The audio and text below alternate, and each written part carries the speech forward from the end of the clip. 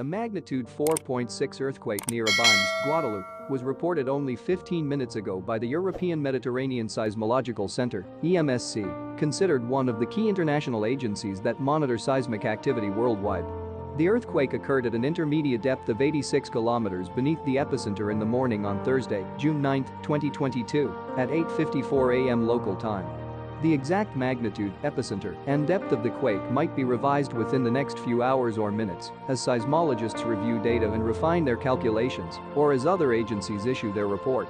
Please like, subscribe and share our YouTube channel for more updates. Thanks for watching.